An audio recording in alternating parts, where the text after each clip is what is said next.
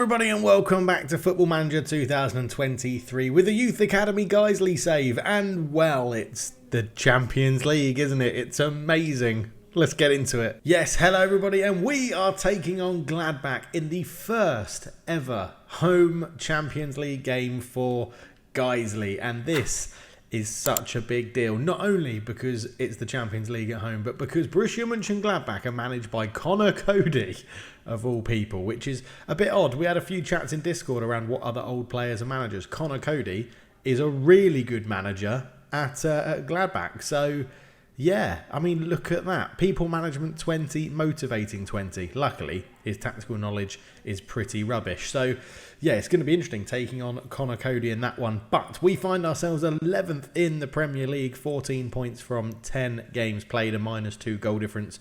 Most of that is because our last two games were against Man City and Arsenal. We've been on a really good run before that. It's really gone very, very well.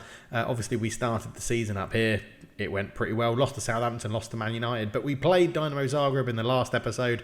After that, we beat Newcastle 3-1. We then beat Fulham 1-0 in the EFL Cup third round. We drew with Leicester 1-1. Smashed Red Bull Salzburg 5-1 away from home. So we're currently 2 wins from 2 in the Champions League. Lost to Man City 2-1. Lost to Arsenal 4-1. And now we're playing Gladbach at home in the Champions League. But this game against Red Bull Salzburg, we didn't just beat them. We demolished them. Phil Carney getting a hat-trick from left wing and Alphakoff getting 2 there as well. 22 shots to 5, 9 on target to 2, an XG of 3.18. We are playing some very, very nice football in the Champions League as it stands. But yeah, we dominated the game. We've played very, very well. And we are 2 wins from 2, putting us as the second best team in Europe. Thank you very much, behind PSG. I can't believe it. It's absolutely bonkers. We are one of 4 teams that won their first 2 games of the Champions League group stage or league phase. And yeah, how awesome is that? Flying the flag for England, unbeaten in the Champions League. 4-8 against 3, goal difference 5, plus 5 points 6. Lovely stuff. So Gladbach are obviously going to give us a little bit more of a challenge than what we've had previously. They sit 19th, having played 2, won 1 and lost 1. They lost to Real Madrid 3-0, but did beat Napoli. So they're going to be pretty tough to take on. But yeah, it's been what a start to the season. It's been really, really good. We've sort of been just nipping back to the schedule. As we said before, sort of mixing it up in the 4-1-1-3-1 or the 4-1-1-3-1, my system that I've created. Against the teams that we think we should beat, we play that, and the teams we think we should lose, we play the 4-3-2-0, and that's worked out pretty well. I think we're going to stay with the 4-3-2-0 because in the Champions League it seems to be doing us pretty well. And then the game after that will be Stoke, so we won't do that off camera. But yeah, it's amazing, isn't it? The Champions League. We're going to get to hear the theme tune again. And this time I won't cut it off as it starts. So we will hopefully get that all the way through. But let's go into it. Look at the teams that we're playing on the same day as. Bayern Munich v Liverpool. Dortmund v Napoli. Milan v Monaco. West Ham, who are in this save, incredible, v Genoa. Like, these teams are amazing. And then there's Guiseley taking on Gladbach. Conor Cody's Gladbach, no less. It's just brilliant. It's just absolutely brilliant. Right, we are going into this one playing the strikerless system, as we said. Everybody is pretty fit. Carlos Victoriano's got... he's been pretty decent in the last few games, and I think he's going to keep his spot. So apologies about that, Jan. But, yeah, we might have a few people coming back. I haven't played the game for a couple of days, but I feel like we've got... Yeah, because we've got Fowl sitting in here, which means John Carpenter is still injured because he's not in this list. So, oh no, we played you at left back. Why do we play you at left back? Jeff Hogg's back now. So Jeff Hogg can come in at left back. So Thal can be dropped. We'll put Jeff Hogg there. John Carpenter onto the left-hand side. Joseph on the right. Dyson, Victoriano, Atlee Burge, Crimson Mori, Kennedy Carney, Alphakoff, Andrew Neeson, Bosch. And then we get lots of subs because it's the Champions League. So on the bench... We've got goalkeeper, centre-back, right midfield. Oh, Alan McAdams has been called up from the youth teams. He's doing pretty well. 22 years old. He got called up because of his age. Couldn't play in the under-21s anymore, so he's in the senior team now, not doing too bad. Jon Mosametti is doing pretty well this season. 2 assists from 8 games, a 7.08 average rating. He's doing really, really well for us this season, slotting in nicely in one of these 3 roles in this formation, or in the shadow striker or advanced playmaker role in the other system. But it's been going really well. So we've got, what have we got then? Goalkeeper, centre back, right wing or striker, left wing or striker, right back or right wing, sort of attacking midfielder. I'd put him down as attacking midfielder. Left back, can play centre back, but mainly left back. Right back or ball winner. Okay, so I think we need another central midfield. Let's go Bernard Sanusi, because he's very versatile. We've got 2 more spaces. I think Iago Thau deserves to go on the bench, even though he's leaving the club at the end of the season. And I would say Connor, but I think you're just a bit past it, Connor. Let's go for a striker in Balinese Balançon and get you on the bench as well. Right, here we go then into this one against Gladbach, Borussia Mönchengladbach. We're going to get blasted out with the Champions League music in a minute, and I cannot wait for it, because it's so cool. It's so, like, because we hadn't got the Champions League, you've got to remember this is the only save I've had on the full game of FM23. Like, this is...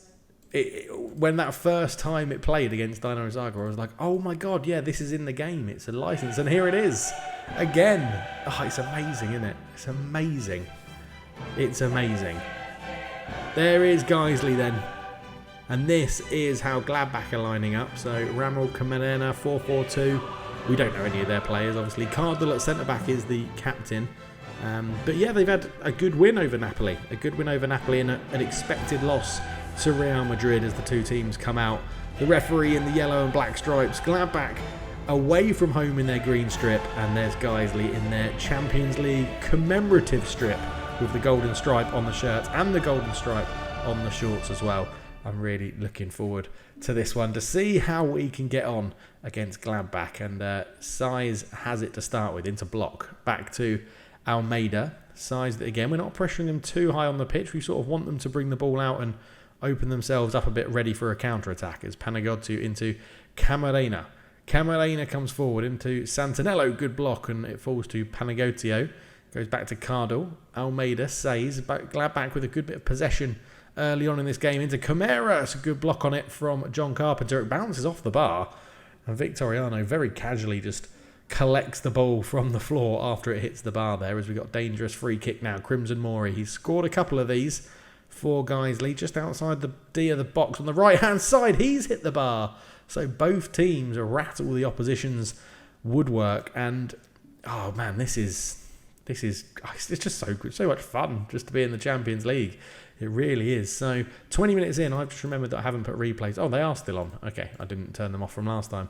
Probably because I knew the video was coming so soon after the last game. Almeida flicks that one on. Carney gets in the way of Victoriano. Not very good command of his area there. Marchesini goes the long way round and shoots past the post. Not a very convincing effort from the Borussia Mönchengladbach midfielder, I think he is, Marciani. Yeah, left winger. And 30 minutes gone, 0-0. Both teams pretty even on the XG chances. We've just jumped into the lead slightly as the half has gone on, which is a good sign. I don't mind that going into the second half. If we can dominate the performances a little bit, I think if we can get a draw against a team that beat Napoli, we're not doing too bad. 7 shots for us, 5 for them at half-time, 2 on target for us, none on target for Gladbach. So it's been a decent half. I think I'm going to say well done. Keep going and we'll get the win. We'll get the win we deserve, and then we'll give them a bit of a fist pumping and say, you know, we're in the position that we deserve to be. We can go on and win it. I believe in you. I believe in you. Now we could, because we're at home, we may switch to the 4-1-1-3-1 system, but Carney has it on the left, swings a cross in towards Neeson, heads it into the bottom corner. Andrew Neeson, what a header that is. And Carney, this boy is coming alive on the left hand side, and just before the hour mark we take the lead. Jeff Hogg into Carney. Carney got to the byline, dinked it all the way to the back post, and Neeson, what a header. What a header from our youngster. He is the best player at the club, Andrew Neeson, and it's brilliant to say it. Crimson Mori swings this cross in. Joseph with a header up to the roof of the net. And as we've just passed the hour mark, we'll use this There's an opportunity for fresh legs. You can see Crimson Mori absolutely dead in that attack midfielder role. So Mossameti comes on to replace him. Atlee Burge is going to come off. He'll be replaced by Klingspor in holding midfield. Neeson has scored. He is absolutely shattered though. So I think Jake Mills will come on to replace him. First 3 subs done. Second subs, the 2 remaining subs will probably be the fullbacks, just to make sure that we're solid defensively as well. Give them a bit of praise. 1-0 up in this second half with 20 minutes to go. Let's get those other substitutes on as Gladbach just coming into the game a little bit. So yeah, Brian Dyson is absolutely shattered. Aaron Gray on for him. Jeff Hogg off, although he's fully fit. Is it worth us actually making a change somewhere else for a bit more energy? We could go counter. No, we're going to do... Jeff Hogg's not playing brilliantly. So Jay Leach on for Jeff Hogg on that left-hand side of defence. And with 15 minutes to go, it's been a very, very good performance here from Guiseley. And this would give them 3 wins from 3 in the Champions League and put us top of the Champions League table, which is absolutely bonkers. With a few minutes to go... This is going to be monumental if we can hold on to this. We're ticking times down. It's going to be over. And it is over. 15 shots to 6. 4 on target to 1. Andrew Neeson's header has given us a monumental win in the Champions League. 3 wins from 3 in the Champions League. Yeah, certainly made all those doubters eat their words. Come on. What a performance. You've got to love that in the Champions League. You've got to absolutely love that. That's an amazing performance. Absolutely amazing. So it gives us another 2.41 million into the coffers. And yeah, we've smashed them. We've absolutely smashed them. Finances, by the way, £358 million in the bank as well. A transfer budget of 101 million that we're not allowed to spend. Oh, it's just looking so good, isn't it? We keep asking, by the way, for more upgrades, facilities. Let's improve our training facilities. They'll get back to us shortly. Let's, can we do, I don't think I can even ask for a stadium because I asked for it so recently. So, yeah, that's the only one we can ask for, really, that matters. And we're just playing so well, aren't we? How long is this video? Not very long at all. Let's go and play Stoke. We'll play the Stoke game. Okay, well, the board have agreed to upgrade our training facilities, which is pretty awesome, actually. I wasn't expecting that. But yes, £2.45 million. It will start in December and be finished by March in 2055. So that's going to help a lot as well. That should take us into... what will that take us to? Will that take us to 20 training facilities? Will that take us top of the... It will. It will take us back to 20. So it'll be 2020, 2016 for youth. Something we haven't been able to upgrade in a while. So we may now have the bug where you can't upgrade your youth facilities any further once you get to 20 training facilities. But we'll see. I'll keep asking if it comes up, but you never really know. So, Rich, we're estimating at £1.34 billion. I mean... The previous director is going to be, or chairman is going to be gutted that he sold it for like 400 million, but what can you do? Here we are then to take on Stoke. Now, Stoke aren't a terrible team, to be honest, in the Premier League. I think they might be having a tough time of it this year. No, they're sick. They're not having a tough time of it at all. They're having a great time. So, given that they're above us in the table and performing very well, I think we're going to stay with the 4-1 the strikerless system, 4-1-3-2 strikerless. We don't get as many subs, so I think what we're going to do is take Jan Petric off the bench. Carlos Victorino kept a clean sheet, so he can stay in net. That's not a problem. I think we'll go with the same starting team, to be honest. Have we got anyone that's back or anyone that should be in the lineup? No, I think we leave it as it is. You could potentially argue that, yeah, actually, let's go Bernard Sanusi. I trust Sanusi a little bit more than Alan McAdams, so... We'll go with that. So Victoriano in goal again. Dyson, Joseph, John Carpenter, Jeff Hogg, Atlee Burge, Kennedy, Crimson Mori, Carney, Alpha Koff and Andrew Neeson. And then the subs are there as well. So let's get into it. I'm excited. I hope you're excited. Let's go into this one.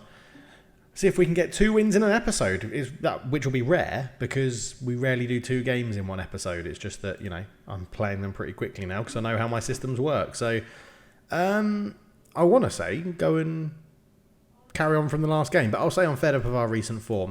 That seems to get the message across as well. So let's get out there, see what we can do. No Champions League music for this game. That's what Stoke are playing, 4-3-3 DM, and we're going to see if we can take the game to him in our nice yellow away kit. But Stoke, yeah, having a good season up there in 6th in the European places, which is ideally where we want to get back to be honest. But it's still early days. I'm still confident. We're only 3 points off the European spot, so we're doing pretty well, to be honest. And the sooner we can tick the Champions League off for winning that, then yeah, it means we've just got to win the Premiership and this series ends. But 26 minutes gone, absolutely no highlights, but we are dominating the XG charts right now. Here is Michel into Downey, out to Oakley, Alpine into Mustafi, up to Bogey. Joseph with a great tackle, and Joseph tries to launch a counter-attack from centre-back. Neeson, Crimson Mori touches it through to Alphakoff, and he shoots straight at Sagini, and Atliberge has gone down injured,